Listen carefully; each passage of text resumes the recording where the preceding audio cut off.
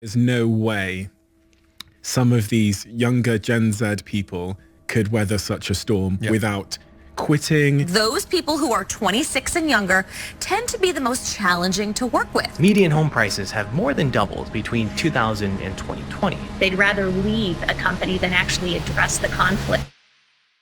Man, if you're part of Gen Z, we're really coming up in some tough times, man. The toughest times in recent memory. Economically, politically, socially, there's a lot of turmoil in the world right now. And despite that, a lot of what we hear from the older generations, especially the baby boomers, is that we're morally bankrupt. It's our fault that this is happening. We're lazy. We're going to be the death of the United States, and it's our fault. We're just a weak, soft generation. And it's really unfortunate because when you're dealing with such tough things, you really need better leadership than that. But that's not what we're getting. Now, let me give you guys some stats here for what we're really talking about. In 1965, 11.5% of our GDP, essentially our national income, went to entitlement or welfare spending. Looking at last year, almost 19% of our national income was allocated to entitlement programs. So what does that mean? That means that the younger generation, we're expected to double what we're spending on welfare programs from what the older generation was spending when they were younger. They're essentially handing us double the bill, and there's a couple of reasons for this. First of all, baby boomers and Gen X had fewer kids, which meant there were fewer of us to share in this burden that they created. On top of that, as they got older, they've been really voting to expand the kind of welfare and entitlement programs and essentially just passing on the bill to us. We're just supposed to figure it out. And then on top of that, we've got the military-industrial complex. And this is something that Eisenhower tried to warn America about back in the 50s. Nobody listened. You look at our military spending, even adjusted for inflation, and continually we're spending more and more than ever before. And do you feel safer? I don't know if I do. We're on the brink of World War III. Nonetheless, with all of this extra spending, who's going to get caught with that bill? It's the kids. So what is the point that I'm trying to make here? First of all, we can't take the boomers too seriously. There are some good boomers, but a lot of boomers, and the majority from what I've encountered, will run up the debt, right? Pass us this giant bill and then call us lazy when it's time for us to pay their bill that they borrowed, and then we feel demoralized.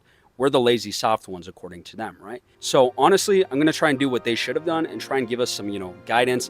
How can the youth, how can Gen Z live a better and more fulfilling life and have a better future? The first thing that I think we've got to do as a generation is realize that the party is over for a while. The boomers threw a crazy rager. It was lots of fun for them.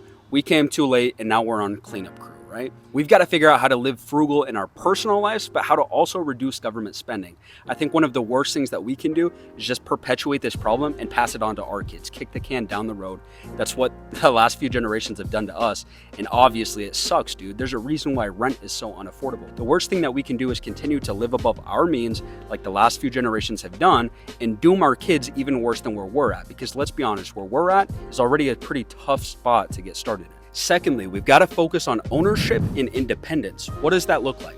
I was recently talking to somebody who was Navajo. His mom grew up on the reservation, and she grew up on the reservation during the Great Depression. And what she told him when he was young is, while the Great Depression was happening outside of the reservation, I had no idea. Where we grew up, we had all of our own food that we raised, that we grew. We had our own animals. We had a well.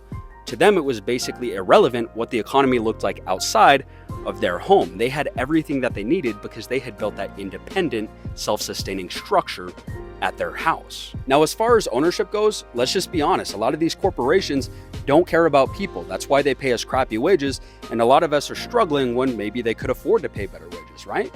At the end of the day, you want to own what you labor. If you work for a company, they're only going to pay you a percentage of the value that you provide to them. If you own your own business and you're essentially 100% owner or even a 50% owner, you're going to get a higher pay for the actual work that you do just by being an owner in it. On top of that, when we've got more entrepreneurs in the workforce and we've got fewer workers, that's going to make these companies have to fight harder for good labor in the workforce. It's going to drive up those wages and help more people. And with that, I want to clarify, don't be afraid to work extra.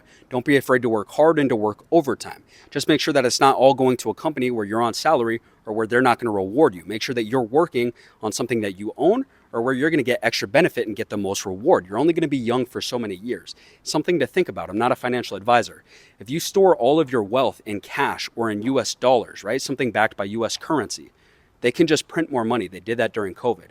You're not going to protect your labor and be able to store it if it's held in US dollars. Just something to think about. Lastly, and I'm sure you've all heard this before, don't be afraid to lean into technology. With AI especially, technology's growth trend is about to go crazy, and if you get left behind, it's going to be incredibly hard to play catch up ever again in the future.